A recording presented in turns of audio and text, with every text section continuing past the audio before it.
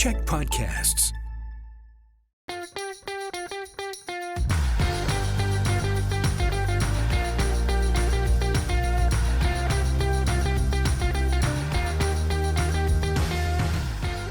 Hey everyone, and welcome to Political Capital, your source for all the latest in BC politics. I'm your host, Rob Shaw, coming to you as always from the CHEK News World Headquarters here in Victoria. We have new oil, gas, and LNG rules, a bailout at TransLink, a major crime issue in Nanaimo, and some new polling numbers. A busy week here in BC politics, even though it is a break week. We'll dive into all of this with the Pod Squad. Jeff and Jillian are here. Thank you, as always, for your insight. Let's start with big news on the LNG front, and that, I guess, perpetual balancing act between natural resource development and climate change. The Premier this week announcing his government had approved the $2.3 billion Cedar LNG project in Kitimat. On the one hand, it's a massive polluting project, even though it's billed as one of the cleanest of its kind because it uses electricity. Maybe it doesn't fit into the Clean BC plans. We'll discuss that. On the other hand, it's majority owned by the Haisla Nation, which made approval of this project an issue of reconciliation. So the EB government caught in this bind, approving the project, putting in new rules, caps, emissions, net zero, trying to balance things out here. Jillian, do we think that the government hit the mark on this, or where do we think it landed? Well, I mean, I think the way that the announcement rolled out is really indicative of how the government is sort of wrestling with this. They announced the new approval of the new plant, and then 2 hours later announced a new framework to sort of deal with future projects going forward. Like you said, as far as LNG projects go, this one is, worthy. If you're going to approve one, I think it's a good one to do. It has an ambitious net zero plan. Like you said, it's majority First Nations owned.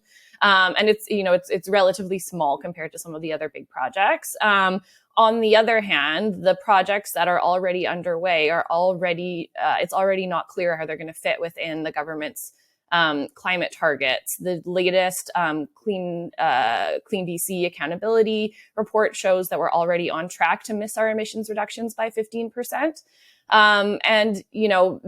This new framework is already is only for projects going forward. So I don't think it would include LNG Canada Phase 2 because that project already has its certificate from the province. It doesn't need to go through this process to do the emissions test that the government is proposing for new projects. So I think, it's the kind of thing that had it been done 10 years ago, might keep us within our targets. But as it stands now is potentially about stopping future ones. But we're already going to blow past those targets with what we have going on now. Yeah, and there's an unspecified cap on emissions for the oil and gas sector that government hasn't developed yet. So I guess we'll have to watch and see what the cap is, because that could have big implications here as well. Jeff, what do you think? Hit the mark? Where did government land here? I'm pretty guarded in my comments about what governments do, and I'll call out government when I think it misses the mark. I think this is a brilliant work by the Premier of British Columbia. As they say on the classic TV show, The A-Team, I love it when a plan comes together. The new Energy Action Framework is, for me, good policy and good politics. Positions BC on the policy side to be leaders on clean tech where we want to be, as optimists, as ambitious, as innovators, doers of great big things. But it charts an energy pathway that balances the jobs and the economy aspects with climate and environment. And I think that's really important. And I think if you want to, get a sense of why it's such good politics, the jobs and the economy part is supported by business. The environment and climate is supported by environmentalists, no less than Andrew Weaver. Yes, Andrew Weaver, former BC Green Party leader, Andrew Weaver. Andrew Weaver, the man who helped write the Intergovernmental Panel on Climate. Andrew Weaver, the man who helped make Clean BC plan. Andrew Weaver, who chose John Horgan to be premier, who influenced budgets, coming out saying it's a strong plan. Also David Suzuki. So we can talk more about policy and politics, but When you have Andrew Weaver on side, that's a big deal. Okay. Andrew Yeah, Weaver. that's a record for the number of Weavers in one show. Did you say Andrew Weaver? Yeah, you did. Going forward, though, Jillian, like I'm interested in, we're moving to some type of like kind of carbon cap and trade system. It looks like in the budget, we got this news that big projects like this won't pay the carbon tax in the future. They'll get a sort of charge for pollution if they exceed certain standards, and then companies that go green and land below their standards get credits and they can sell it to the heavy polluters. And so it seems like that might be part of this whole net zero by 2030 strategy and rules in government in oil and gas. Like you have a big polluter who buys more credits from a less polluter, and then on paper we look like we're hitting our climate change plans and the complicated reductions in GHG numbers. And is that where we're going here? And if so, does that work? Is that the right environmental kind of future? This trading of credits and that type of thing? Yeah, I mean, that's where the federal regulations are heading. So BC is bringing those in to sort of align with where industry standards across the country are going to go. I think that policy is intended to sort of drive innovation and to give companies the incentive to actually innovate and reduce emissions rather than just, factoring in the carbon tax to the cost of doing business. I think that it really just depends on how it goes and how it's implemented. Offsets are can be controversial. It really depends on how they're done. Some scientists or environmentalists would say that there's sort of a lot of room for fudging there with offsets, and that what really matters is just the hard reductions of emissions rather than trying to say that you're making them up elsewhere. We'll just have to see. I think it's really good that we have the climate change accountability report, because we get that annual reporting to really track how we're going, so we don't get into this cycle that we're in, or we have been in previously prior to having the reports, where we have these targets that are 5, 10, 15 years down the road, and then we're kind of just plugging along, making announcements, and then when we get closer to them, it's like, oh no, we're not, we're way off. We have a little bit more accountability so that the pressure can be on government and on industry to be constantly meeting those targets and revising and seeing if what they're doing is working. But it's untested. This is new, so we'll have to see how it goes. Does seem like it's going to be super complicated and like a gigantic Excel spreadsheet of like moving one number here to there and buy this other one, and whether it results in any, actual kind of, I'm sure it will have an environmental benefit, but there'll be a lot of ability to fudge, as you said. Jeff, the hydro issue here, because in order for companies to electrify and meet the government's new targets, they're probably going to need to be on the hydro grid. There is no high transmission line to the northwest. They're talking about investing in that. The Premier's given hydro a kick in the rear end, saying build proactively, don't wait 8 or 9 years to leave people in the lurch. How do we find the power for this? Is there enough in the grid? Do we need to build more things or more dams? Or that's part of this too. Yeah, and that's all messy. Siting energy generation is messy. In the announcement, Premier Eby announced a new BC Hydro Task Force to look at how do we accelerate the electrification of BC's economy, which is an easy thing to say, but then you have to figure out, where are we going to land? Is it going to be new dams? Don't have a lot of capacity to do that. Is it going to be new, natural gas plants? Of course, it's not. That's not in the cards. Is it going to be small scale renewable? I think that's something that everyone would want. The challenge there is building it to a scale where it's going to meet not just the existing needs that we have, but also the go forward outlook to, we want to electrify operations of businesses that right now might be fueled by gas. And we have all these electric cars that are going to be coming onto the road. I want to talk just really briefly, because I think Jillian makes a lot of good points on the cap and trade. And I think one of the potential benefits that's flying a bit under the radar, but I think is really significant. If you're one of those folks who's really worried about old growth in British Columbia, this is a potential way to get that old growth protected, especially if you're thinking of Indigenous communities that have stewardship over those forests. To date, the approach has been go to nations, ask them, these are your traditional territories, just don't log them, right? And that puts them in a spot where they have very few means to be able to generate the money that they need to improve their community, fund services for people in their community. And but what you're saying to them is these lands that you have are so important that they're worth nothing.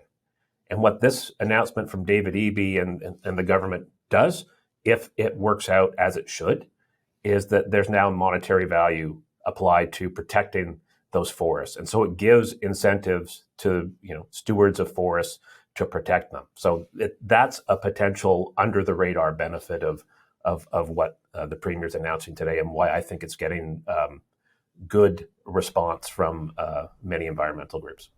Yeah, although, when you really think that out, though, like, it's great we're protecting those, but we're also not changing anything by protecting the forests, and that we put a new value on that and then apply it against a new big polluting project, and we actually end up, even though it balances on paper, we end up with more pollution because we created a new project. We just added a value over. Anyways, we'll talk about that in the future. Jillian, just round us off on this topic on the hydro generation. Like, where do we go on that if we need to meet more demand for electric cars and then also electrifying the natural resource sector? Yeah, well, I think two things, and I talked about this before. I think government needs to be really strategic about, what projects it is applying these high transmission lines to. There's many worthy projects, and I, would argue that approving more for natural gas, especially expanded natural gas beyond, what's already being approved, is problematic when we have, mines that are mining projects for true renewable energy sources and things like that also need the power. And then I think beyond that, we really need a comprehensive pathway assessment that shows different scenarios of demand and how to cost effectively build that. There are many worthy projects. I think, like Jeff mentioned, smaller scale renewables are like the first priority. Those will have the best benefit to communities and also be the less destructive to build. But yeah, I think what we really need is a plan so we don't get into this position where, just a few years ago, we were talking about excess power from BC Hydro. So small scale projects were getting turned down by hydro. But now all of a sudden we need them, and we're sort of behind the eight ball on getting those projects that were ready to go ahead approved and up and running. Oh, and one more point I totally forgot, and Jillian makes really good points as usual, but if we're going to electrify everything, one thing that British Columbia is struggling with is a lack of electrical apprentices. We need to have workers who are going to be able in the years to come to be able to do all of this work, to make it happen. And, if BC's, this is the direction they're going, they need to look at that, I think, to make sure we have the workers we need. On to another topic here. The government offered TransLink a $479 million bailout this week, prevent service cuts and fare hikes to SkyTrains and buses. The transit agency said it needed the cash because ridership levels haven't returned from the pandemic, and it comes after the government gave BC Ferries a $500 million bailout earlier this month to keep fares down. All of this out of the $6 billion surplus government's shotgunning out the door by the end of this month. The right use of this surplus, Jeff? What do you think?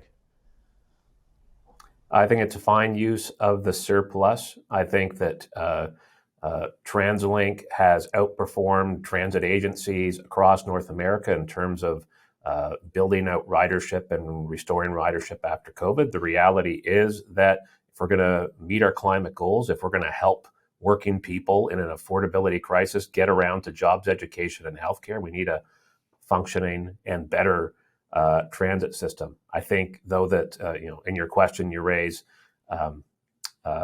important questions around what is the sustained level of funding that is required for providing this service, and is one-time funding at the end of a fiscal year the best way to do it? It's not, and I think if we're going to have transit as a linchpin of meeting our climate goals, the government's going to need to look at more regular, sustainable, ongoing funding for transit and for ferries as well. That is the question, Jillian, that has come up is, it's great to give the money one time out of what the Premier calls a once in a lifetime kind of, surplus. But how does that work next year when the money is needed there as well from the transit agency? And is it just setting it up to essentially kind of be stuck at government looking to prop its operating budget up every year? Are we in that cycle, or is this just the right move, do you think? Totally. I think it's a Band-Aid that sort of, buys the government a little bit of time to figure out how it's going to solve this long-term problem, which is, the transit funding issue has been apparent for a while. The model that we've had is that the government tries to put up capital funding, so funding for infrastructure, and then asks TransLink to try to fund its operational costs through fares. But then, of course, there's the incentive to keep those fares low for everyone that's struggling with cost of living, and they've already been increasing. So, and then, on top of that, transit is also funded out of the gas tax, which we're hoping, in order to meet our climate goals, is going to go down as people start to use electric cars. So there's a big looming issue there, and it's incompatible with the government's plans. They want more people to be using transit, but they're trying to fund it out of a declining source of revenue. So I think it's a problem because the biggest alternative on the table is mobility pricing or congestion pricing. The NDP promised to study that in 2017. We had a really excellent report headed by Joy McPhail, who is working with the government on many important files now. But politically, it's untenable. You saw after this announcement come out, the Liberals and the NDP kind of get into a war of words. EB didn't rule out congestion pricing. Liberals raised that, and the NDP threw it back at them that Kevin Falcon's on the record supporting road tolls. And then, of course, in 2017, the last time we had road tolls on the Port Mann Bridge, the NDP threw them out, and that was arguably what swung the election in their favor to be able to form the minority government with the Greens. So this is like a really, really heated political issue because cost of living is top of mind. It's an extra problem in Metro Vancouver because, historically, the government has paid for the healthcare side of hospitals and things in Metro Vancouver to free up money on the property tax side for transit. That was the agreement between those two levels of government for many, many years. And yet Metro mayors are always loath to raise the property tax side in order to fund transit. So they keep coming back to the province, and the province keeps giving them money, and then we end up in this kind of circle. But it does raise a point I want to just ask you quickly about on the surplus. And I just floated out this past week. I know there are accounting principles, and I know there are financial year ends and all sorts of rules, but wouldn't it make more sense if we had some way to put some of this surplus aside and use it in future years instead of rushing it all out the door? Alberta has a heritage fund. We used to have, or I guess we still do have, an LNG fund that allows government to put money off into a fund and then draw out of it later, rather than just taking $6 billion and just in a rush blowing it all over the place. I don't know. It's a complicated accounting issue, but it's also, I think, a leadership issue. Let's just quickly go around on that. Jeff, what do you think? I think you see the Premier struggling with that right now and trying to find ways to manage that very dynamic. So, the $1 billion communities fund, growing communities fund, the money for local governments to invest in local priorities. That's a fund that's going to be able to be used next year using the money from this year. Same with the renter protection fund. What do you think, Jillian? Yeah, I have to say I really liked your column, Rob. I think I totally agree. I think that it is silly that government has to scramble when it has the surplus to get the money out the door, because it means that they're not able to ensure sort of, proper administration and accountability around that money, and it risks waste and inefficiencies. It would be much better, for taxpayers and for government to be able to spend that in a more, thoughtful, planned way.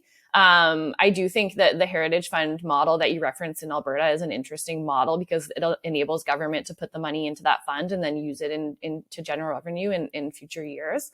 And kind of coming out of this conversation with transit and climate, I think that's a great candidate for that type of funding, because it's really difficult to anticipate how much money we're going to need for these kinds of adaptation and mitigation measures when it comes to sort of climate initiatives. So I think that it would be much better if we were able to do it in a different way. If Allie were here or Katie were here, they would probably say, hey, why not just put it on the debt, which is what happens by law. If you don't spend the surplus, it goes onto the debt. We have to pay down the debt at some point, theoretically.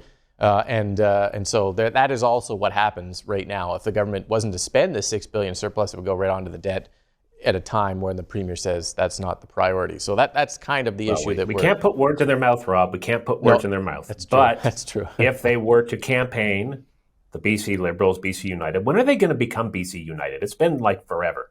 But if they were to campaign on, we're going to use that surplus money to pay down the debt and not put it into healthcare and housing and public safety and all those things, I would welcome that. I would like for them to give that a go. And we'll see how the voters think on election day this spring. I mean, in October 2024. All right. Okay. That is a good discussion. Thank you both for being here.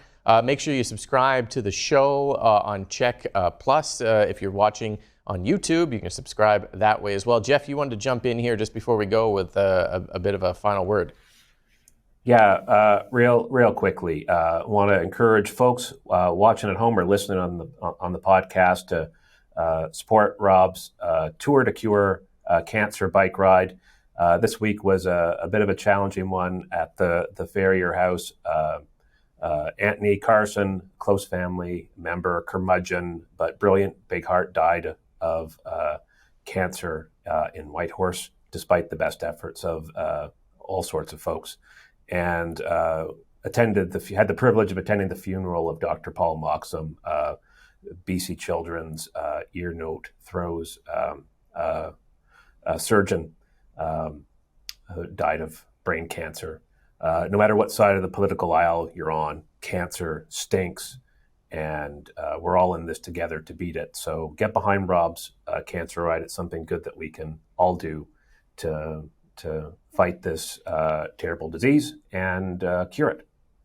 Thanks. Yeah, you can find the link for that on my Twitter profile, and it goes to the BC Cancer Foundation. And I'm riding with Post-Secondary Minister Selena Robinson this year, who is in her own journey with cancer that is back after some remission as well. And we are going to be raising money for the Cancer Foundation. So happy to have your support.